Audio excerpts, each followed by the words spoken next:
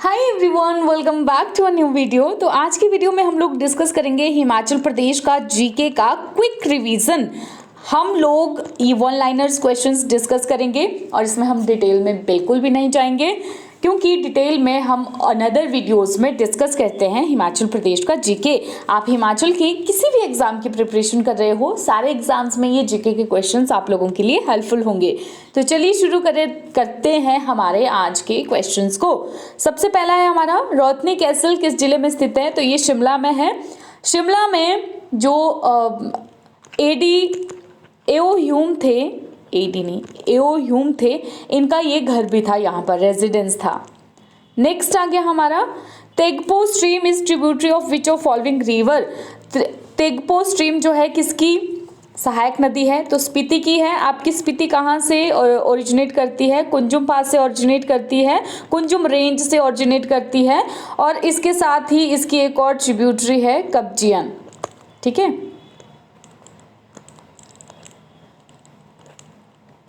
Which raja of Sirmaur was conferred with title of Maharaja? किस राजा को टाइटल ऑफ महाराजा दिया था ब्रिटिश ने? तो ये दिया था अमर प्रकाश को। एक बुक है शिमला पास्ट एंड प्रेजेंट, इसके ऑथर कौन से हैं? तो ये है E.J. Buck. Chulang peak is located in which of following district? Chulang peak कहां पर स्थित है? तो ये कांगड़ा में स्थित है आपकी चुलांग पीक। कुल्लू के किस राजा के शासनकाल में गुरु गोविंद सिंह मुसलमानों के खिलाफ मदद लेने के लिए कुल्लू आए थे? राज सिंह के समय पर गुरु गोविंद सिंह मुसलमानों के खिलाफ मदद लेने के लिए कुल्लू आए थे।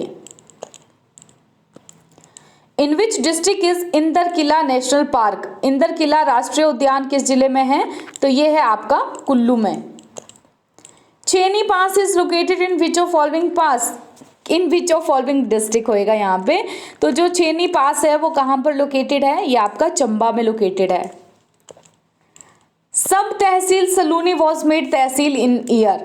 जो सलूनी सब तहसील है उसको तहसील कब बनाया गया था? तो ये बनाया गया था 1981 ईस्वी में। हलोग विलेज वेयर पत्थर का खेल फेयर इज सेलिब्रेटेड? हलोग मेला जहां पर पत्थर का खेल मेला सेलिब्रेट किया जाता है वो किस डिस्ट्रिक्ट में है? शिमला में है। पत्थर के खेल में कुछ एक मिनट्स के लिए लोग एक दूसरे के ऊपर पत्थर फेंकते हैं। Who was first lady pradhan elected in history of Himachal Pradesh? तो कमला कौंडल जी हैं ये, जो पहली महिला प्रधान थी हिमाचल के इतिहास में। Simbalbara national park is located in which of following district? Simbalbara राष्ट्रीय उद्यान कहां पर स्थित है? तो ये आपका सिरमौर में स्थित है। Purag fair is located in which of the following district? Purag मेला कहां पर मनाया जाता है? तो ये भी शिमला में मनाया जाता है। रातेश के जो संस्थापक थे वो कौन थे? राय सिंह थे। हिमाचल प्रदेश का पहला बायोडाइवर्सिटी पार्क जहां पर endangered species of herbs develop की जाती है वो कहाँ पर है? पहला ऐसा जैव विविधता पार्क कहाँ पर है जहाँ पर जड़ी बूटियों की लुप्त प्राय प्रजातियों का संरक्षण किया जाता है? तो ये बुल्लाहा में है, जंजैहली मंडी में। Which of following Mughal emperor conferred title of Chhatrapati to raja Keri Singh? किस मुगल सम्राट ने राजा केरी सिंह को छत्रपति की उपाधि प्रदान की? तो ये की थी औरंगजेब ने। सेली हाइडल प्रोजेक्ट किस नदी के ऊपर बना हुआ है? तो सेली जल विद्युत परियोजना जो है वो चिनाब के ऊपर बनी हुई है। बालसन की स्थापना किसने की थी? बालसन की स्थापना की थी अलग सिंह ने। हिमाचल प्रदेश में राज्य उपभोक्ता फोरम की स्थापना कब हुई थी, यानी स्टेट कंज्यूमर फॉर्म की? तो ये 1989 में हुई थी। धामवाली सुंदा परियोजना किस नदी पर बनी हुई है? पब्बर नदी के ऊपर ये बनी हुई है धामवाली सुंदा परियोजना। काओ मेला कहां पर सेलिब्रेट किया जाता है? काओ मेला जो है वो गांव एक नाम है, काओई नाम है इसका। ठीक है।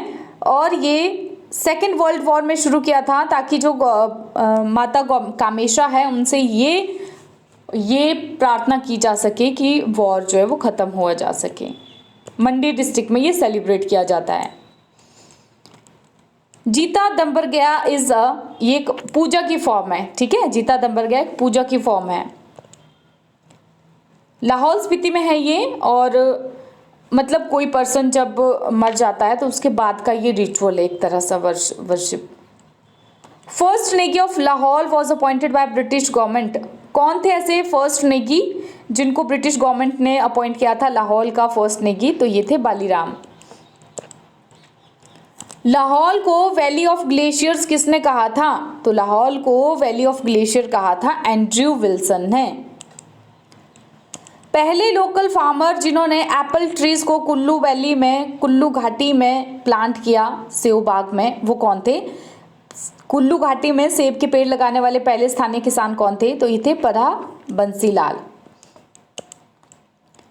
Bhutti weavers cooperative society limited came into existence. Bhutti बुनकर सहकारी समिति लिमिटेड कब अस्तित्व में आया? तो ये 1944 में अस्तित्व में आया था। In which year Himachal Pradesh non gazetted employees federation was set up. Himachal Pradesh का अराजपत्रित कर्मचारी महासंघ की स्थापना किस वर्ष की गई? तो ये 1966 में की गई। Kullu Lahaul Spiti was written by. Kullu Lahaul और स्पीति किसके द्वारा लिखी गई थी? तो ये लिखी है कर्नल APF हारकोट ने। रोपा घाटी जो है वो किस नाम से जाना जाता है? रोपा घाटी को स्यासो वैली, सुनाम वैली, इन नामों से रोपा घाटी को जाना जाता है। Justice Mehrchand Mahajan former chief justice of India belongs to. न्यायमूर्ति मेहरचंद महाजन जो है वो भारत के पूर्व मुख्य न्यायाधीश, ये कहाँ से संबंधित हैं? तो ये धर्मशाला से संबंधित है। Tibetan institute of performing arts was established in the year. तिब्बती प्रदर्शन कला संस्थान की स्थापना कब हुई थी? तो ये हुई थी अगस्त 1959 में। कौन से ऐसे हैं जिन्हें सिंधी गांधी कहा जाता है? तो ये हैं स्वामी कृष्णानंद, मंडी से हैं ये थे। बीरी सिंह एक रिनोड फ्रीडम फाइटर है, ये किस डिस्ट्रिक्ट से बिलोंग करते हैं? तो ये भी मंडी से बिलोंग करते हैं।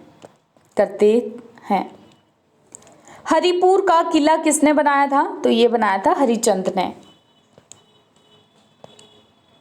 मैंने बोला एक्सप्लेनेशन नहीं करेंगे आज की वीडियो में, हम लोग बस वन लाइनर्स ही डिस्कस करेंगे।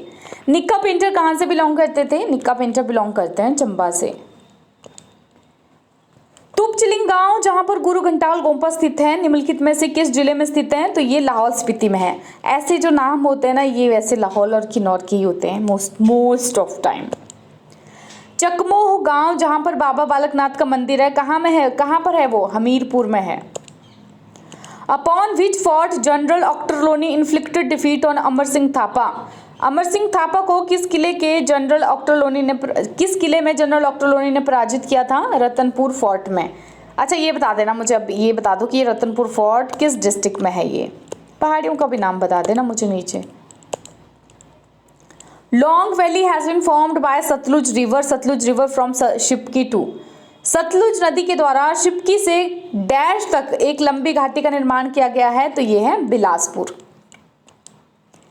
मंछड़ भाषा जो है किस ट्राइब में बोली जाती है? तो मंछड़ भाषा बोली जाती है स्वांगला के द्वारा। मंछड़, भोटी, ठीक है। झग्गी क्या है? ए वुमन का गारमेंट है, कपड़े हैं, औरतों के कपड़ों को बोलते हैं झग्गी हिमाचल में किसी जगह पे, ठीक है, घुटनों तक का जो परिधान होता है। चौंक और चक इज ज्वेलरी है। चौंक क्या है? Jewellery. The Bangyachu dance is performed in district. Bangyachu नृत्य कहां पर किया जाता है? किन्नौर में। नेक्स्ट है हमारा Gasota fair is celebrated mainly in. Gasota मेला को मुख्य रूप से कहां पर मनाया जाता है? तो ये हमीरपुर में मनाया जाता है। Which of following represented important transition in Indian art from use of wood to stone? कौन से भारतीय कला में लकड़ी से पत्थर तक के महत्वपूर्ण परिवर्तन का प्रतिनिधित्व करता है? तो यह है मॉडर्न आर्ट। गैमूर मोनेस्ट्री कहां पर लोकेटेड है? गैमूर मठ जो है ये लाहौल स्पीति में लोकेटेड है। अयोध्या जीवी का मतलब क्या होता है? अयुद्ध जीवी का मतलब होता है one who earns by war, एक जो युद्ध से ही कमाते हैं। Bagthan have come along which of the following river. Bagthan जो है वो किस नदी के किनारे है? जलाल नदी के किनारे। कहाँ पर है ये है आपका सिरमौर डिस्ट्रिक्ट में। Kheer Ganga water spring is located in which of the following district. Kheer Ganga स्रोत जो है किस जिले में स्थित है? तो ये है आपका कुल्लू में। बादल glacier is located in which of following district. बादल ग्लेशियर कहाँ पर है? तो ये आपका कांगड़ा में।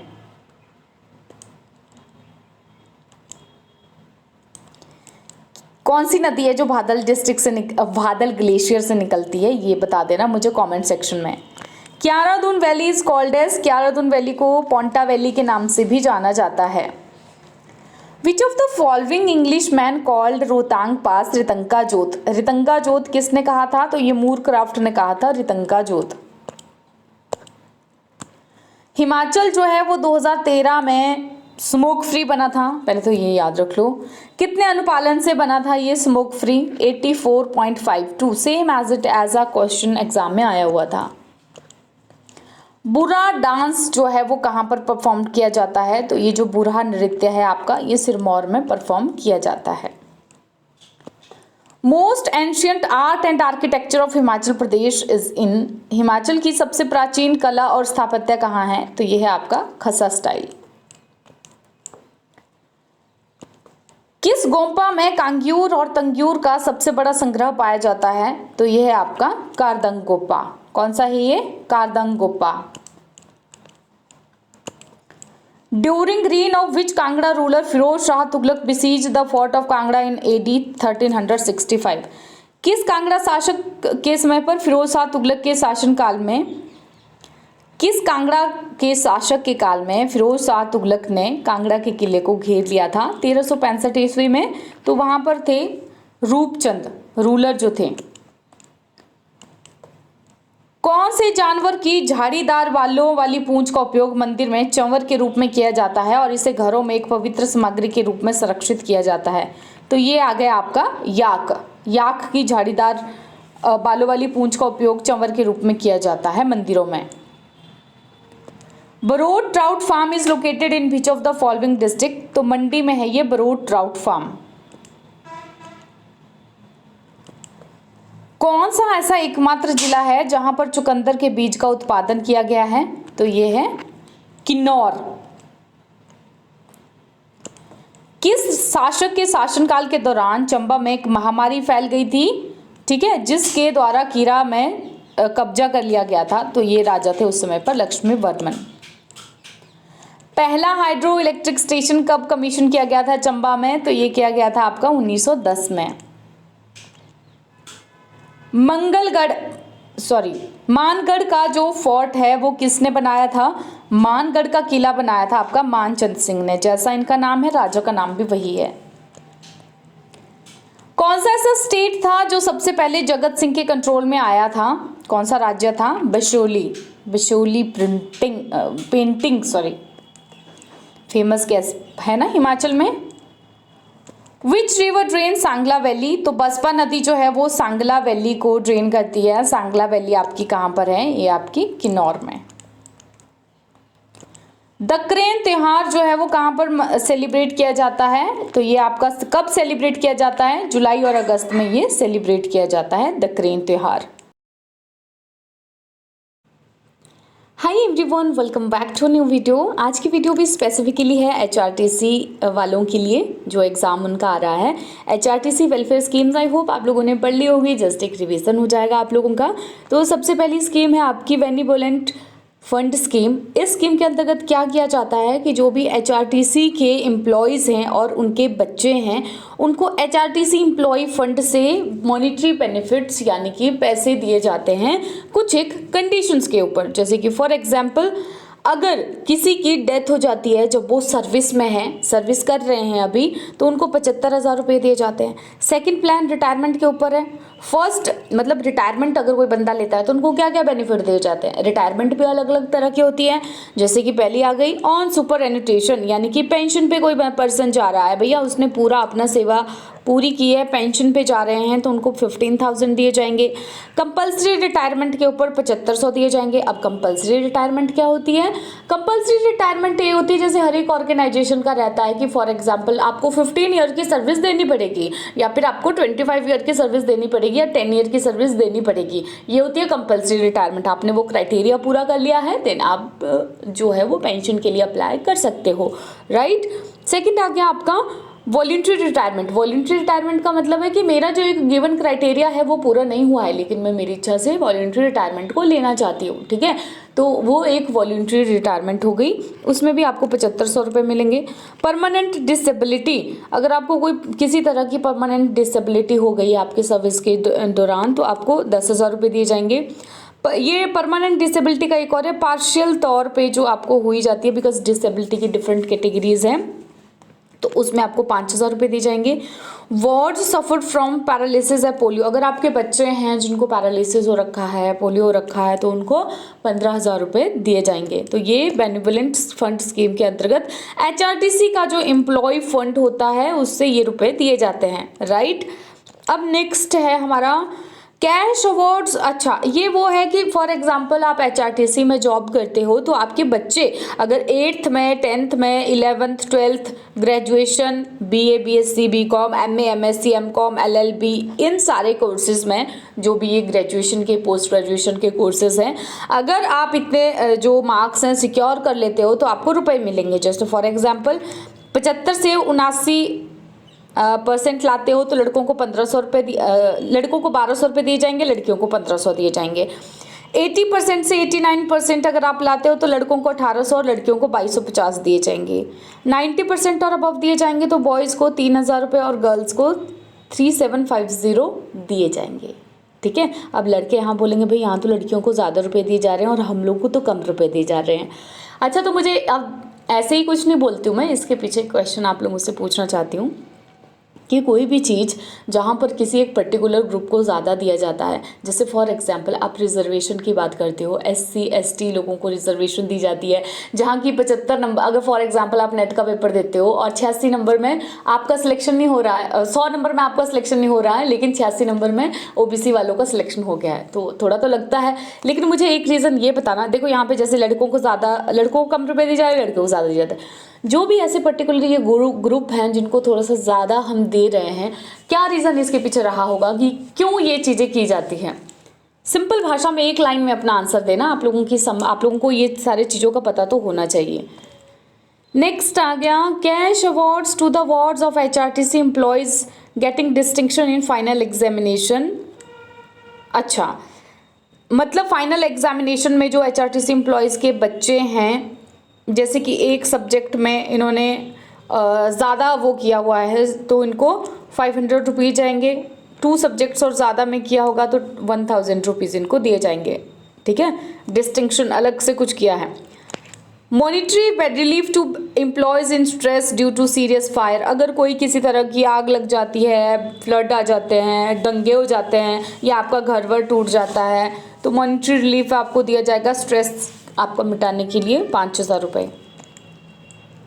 अब कुछ एक और स्कीम्स हैं, जैसे कि ट्रैवल के लिए इन्होंने लॉन्च की है स्मार्ट कार्ड स्कीम। इस स्कीम के अंतर्गत एक स्मार्ट कार्ड होल्डर को 10 रुपये कंसेशन दिए, 10%, 10 रुपये नहीं, 10% कंसेशन दिया जाता है HRTC बसेस में ट्रैवल करने के लिए। कॉस्ट है इसकी 50 रुपये में ये कार्ड बन जाता है आपका। वैलिडिटी 2 ईयर्स तक है।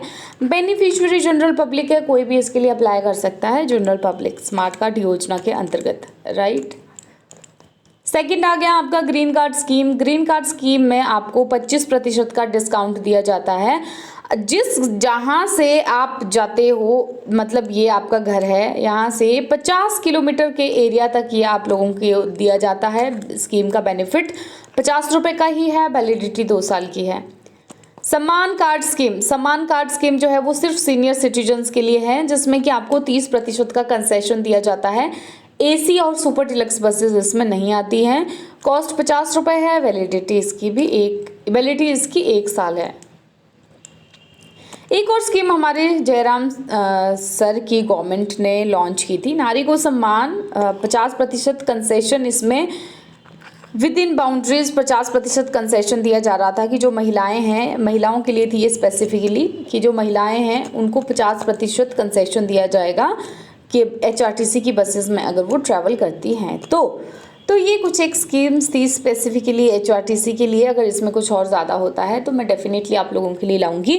तो आज की वीडियो में इतना ही, जल्दी मिलेंगे एक नई और बेहतरीन